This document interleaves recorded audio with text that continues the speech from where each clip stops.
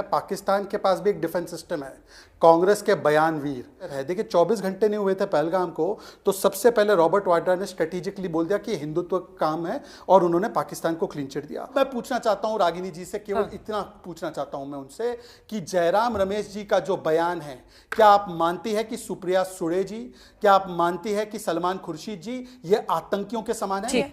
ये सच है कि पहली बार हमने आतंकी घटना के बाद पाकिस्तान में घुसकर उनके एयरबेसेस पर आतंकी ठिकानों पर हमला किया। नहीं, नरेंद्र मोदी जी ऑपरेशन सिंदूर के नाम पर अपनी फोटो खिंचवा रहे हैं कि वो दुर्दांत अपराधी तो पकड़े नहीं गए। आपने सीज फायर करवा दी ट्रंप और ट्रेड के दबाव में। कि आप लोग इतने गर्व से जब कहते हैं कि इंदिरा गांधी ने पाकिस्तान के 2 टुकड़े कर दिए, तब तो आप लोग उस वक्त के तत्कालीन सैन्य अधिकारियों की तस्वीर या उनका नाम तो लेते नहीं, तो क्यों लेते हैं? क्यों? आज अगर आप सर्जिकल स्ट्राइक कहिए तो लोग जनता तुरंत मोदी का नाम लेंगे।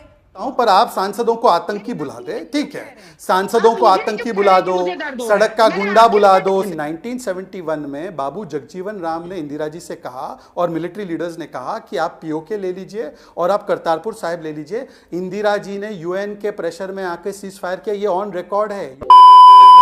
Hello friends, young debate show YouTube channel में आपका स्वागत है।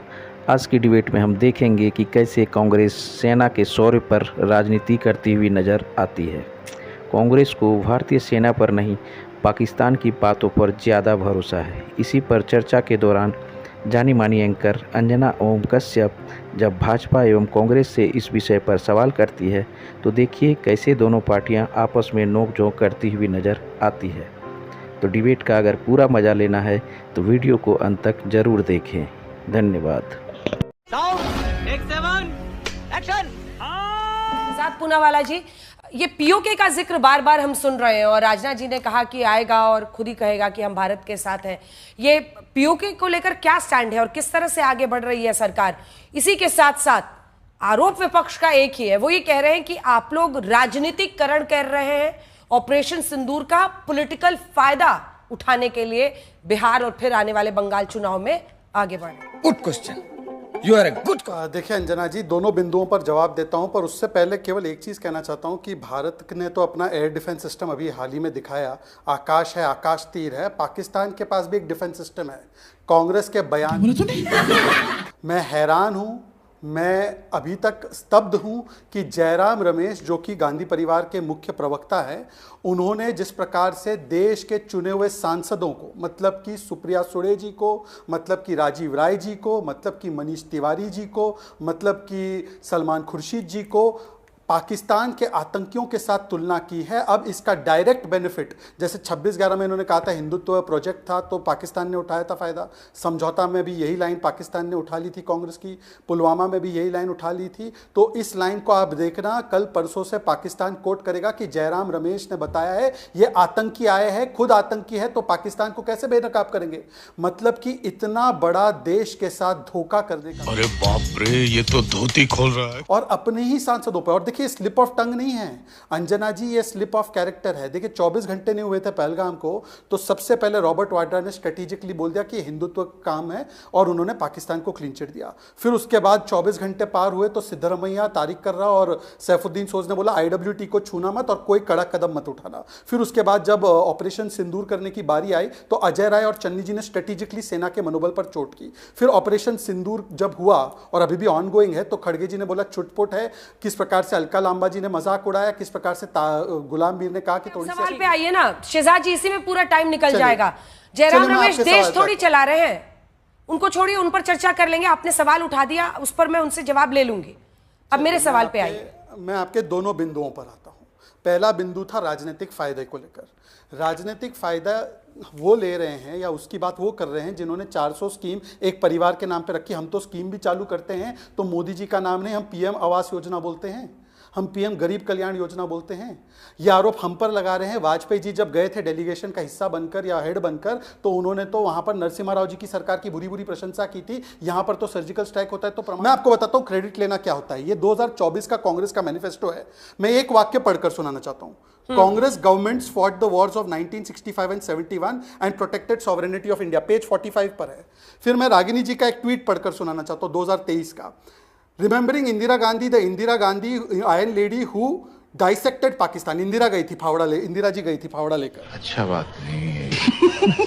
फिर 2024-25 में इन्होंने कांग्रेस के ऑफिशियल सोशल मीडिया हैंडल पर खड़गे जी की फोटो के साथ लगाया, इंदिरा जी ने पाकिस्तान के 2 टुकड़े किए। सैम मानेकशॉ जी का कहीं पर जिक्र नहीं है। फिर 2025 में हिंदू की रिपोर्ट है कि कैसे ये पोस्टर लगा रहे थे, इंदिरा होना आसान नहीं। 1971 से ही ये लोग फायदा उठाने के लिए, 2002 में भी आपने सोनिया गांधी का बयान देखा होगा कि इंदिरा ने 2 टुकड़े किए। अब मैं पूछना चाहता हूं रागिनी जी से, केवल इतना पूछना चाहता हूं मैं उनसे कि जयराम रमेश जी का जो बयान है, क्या आप मानती है कि सुप्रिया सुळे जी, क्या आप मानती है कि सलमान खुर्शीद जी ये आतंकियों के समान है? मुझे लगता है पार्लियामेंट को इनके खिलाफ रागिनी नायक, बड़ा हरामी हो बेटा।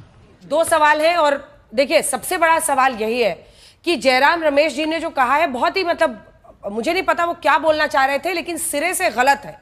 अगर आप ये तुलना करने की कोशिश भी कर रहे हैं कि इधर आतंकी आजाद घूम रहे हैं, उधर हमारे सांसद घूम रहे हैं, मोदी विरोध में क्या कुछ लकीरें ऐसी मिटाई जा रही हैं जो कि पूरे मुद्दे की संवेदनशीलता के साथ मजाक करती हैं? और प्रश्न का दूसरा हिस्सा, इंदिरा गांधी ने पाकिस्तान के 2 टुकड़े किए, ये कांग्रेस पार्टी का हर प्रवक्ता बड़े गर्व से शो में कहता है और इस तरह की बात होगी। फिर अगर प्रधानमंत्री नरेंद्र मोदी ऑपरेशन सिंदूर की चर्चा करते हैं तो क्यों परेशानी होती है? यह सच है कि पहली बार हमने आतंकी घटना के बाद पाकिस्तान में घुसकर उनके एयरबेसेस पर आतंकी ठिकानों पर हमला किया है। Good question, you are a good. सेना के शौर्य पर सियासत करते हैं, वर्दी की कीमत क्या जाने, सूनी मांग को इंसाफ दिला न सके, सिंदूर की कीमत क्या जाने।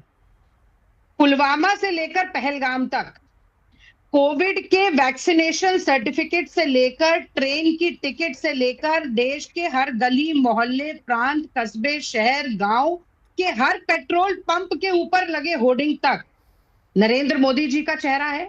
नरेंद्र मोदी जी ने शहीदों के नाम पर वोट मांगा, नहीं नरेंद्र मोदी जी ऑपरेशन सिंदूर के नाम पर अपनी फोटो खिंचवा रहे हैं। गुजरात में गए, उन्होंने अपना रोड शो निकाला, उस रोड शो में उनके साथ कर्नल सोफिया कुरैशी या व्योमिका सिंह नहीं थी, नरेंद्र मोदी जी खुद थे।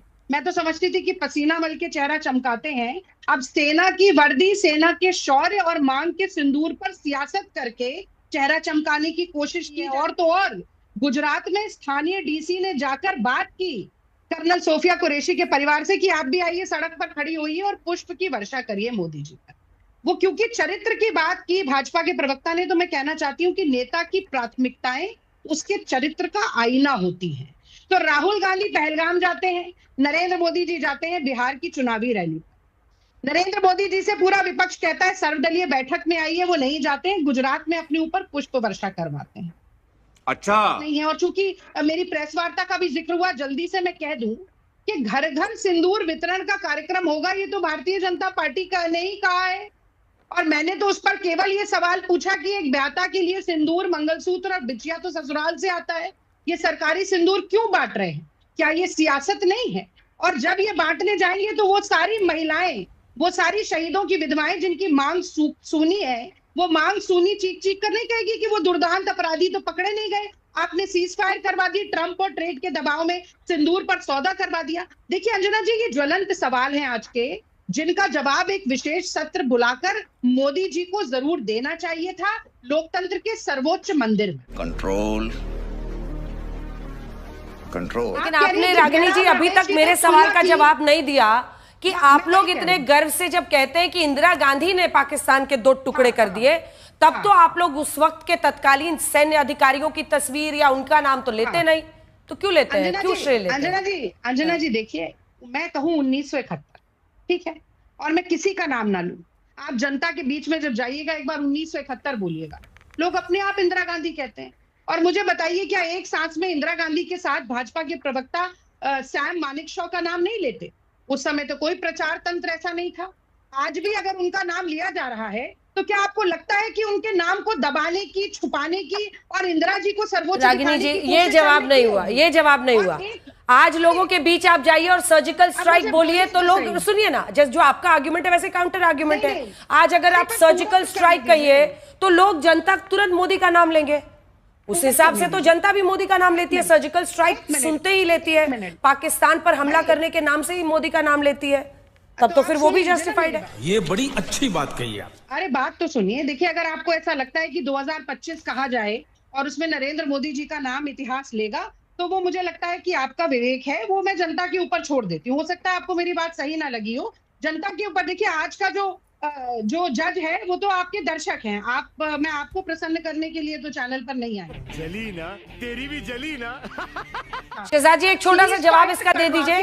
पीओके पर आपने नहीं बोला, जैसे थरूर पर उन्होंने नहीं बोला, शशि थरूर पर वो चुप रह गई, वैसे आप पीओके पर चुप रह गए। नहीं होना है, पाकिस्तान बेनकाब हो रहा है। रागिनी जी को काहे इतना दर्द हो रहा है? सुनिए ना भाई, एक एक करके। देखिए, पर्सनल कमेंट ना करें तो ना भाई, अंजना जी, अंजना इस जी, तरीके की बात ना चलिए पर्सनल कमेंट नहीं करता हूं, पर आप सांसदों को आतंकी बुला दे, ठीक है, सांसदों को आतंकी बुला दो, सड़क का गुंडा बुला दो, सेना के प्रमुख को। अंजना जी, मैं जवाब दूं क्या? वो पिछली बार फिर से मुझे S-400 और आकाश तीर निकालना पड़ेगा। कितने टर्किश ड्रोन आते रहेंगे? अब अंजना जी जवाब देने दीजिए, आप पीओके से ही शुरू करते हैं। अंजना जी, चलिए, इनको तो अमेरिकन और रशियन और विदेशी सारे अच्छे लगते हैं, इटालियन वगैरह ना। चलिए एक उन्हीं के तथ्य से शुरू करते हैं। यूएस स्टेट डिपार्टमेंट का 1971 के बाद का, आप देख लीजिए उनके वेबसाइट पे लगा हुआ है कि 1971 में बाबू जगजीवन राम ने इंदिरा जी से कहा और मिलिट्री लीडर्स ने कहा कि आप पीओके ले लीजिए और आप करतारपुर साहिब ले लीजिए। इंदिरा जी ने यूएन के प्रेशर में आके सीज फायर किया, ये ऑन रिकॉर्ड है, यूएस स्टेट डिपार्टमेंट में है। बता दीजिए कि आप पीओके 1994 तक, जब तक असेंबली ने, लोकसभा और राज्यसभा ने एक यूनानिमस रेजोल्यूशन पारित नहीं किया, तब तक क्या स्टैंड क्या था? आपने तो 1968 में जम्मू कश्मीर के कई हिस्से देने की बात कर दी थी पाकिस्तान को, 828 स्क्वायर किलोमीटर भी सौंप दिया था। और इतना ही नहीं, आपने तो दबाव में आकर जम्मू कश्मीर के ऊपर अमेरिका के हस्तक्षेप को भी स्वीकारा था। ये रोनाल्ड रेगन का पत्र है राजीव गांधी को, पर छोड़ देते। यूनाइटेड नेशंस कौन ले गया था प्लेबिसिट के लिए? वल्लभ भाई पटेल के खिलाफ जाकर, वो भी आज सार्वजनिक मंच पर आ चुका है, उस पर भी नहीं जाते। अरे जब हमने 370 जम्मू कश्मीर से हटाया, उसका विरोध किसने किया? कांग्रेस, फारूक अब्दुल्ला साहब, और कांग्रेस में विशेषतः सैफुद्दीन सोज वो व्यक्ति है जो कहते हैं पीओके लेना नहीं है। ऑन रिकॉर्ड बयान है, इंडिया टुडे में छपा हुआ है। फारूक अब्दुल्ला का कोट अनकोट बयान है कि पीओके की तरफ देखना भी मत, क्योंकि पाकिस्तान ने कोट अनकोट चूड़ियां नहीं पहन रखी है, उनके साथ आप अलायंस पार्टनर हो। मैं तो कहता हूं कि 1994 के रेजोल्यूशन पर हम अड़ी गए। आप बताइए कि फारूक अब्दुल्ला के साथ है या रेजोल्यूशन के साथ? अभी रागिनी जी इतनी विद्वान है, वो कहती है कि रोड शो में मोदी जी के साथ कर्नल सोफिया कुरैशी और व्योमिका सिंह नहीं थे। क्या सर्विंग आर्मी ऑफिसर्स जा सकते रोड शो में? उनके परिवार के सदस्य थे वहां पे। पर मैं आपसे पूछना चाहता हूं कि आप तो बहुत सिंदूर का और वर्दी का सम्मान करती है ना। छुटपुट कार्रवाई खड़गे जी ने बोला, सड़क का गुंडा बोला कांग्रेस के नेताओं ने, आपने बोला थोड़ी सी एक्टिविटी हुई है, ब्लू स्टार से आपने तुलना कर दी। अजय राय सम्मान कर रहे थे सिंदूर का, आप चंडी जी सिंदूर का और वर्दी का सम्मान कर रहे थे। खत्म, bye bye, tata, good bye.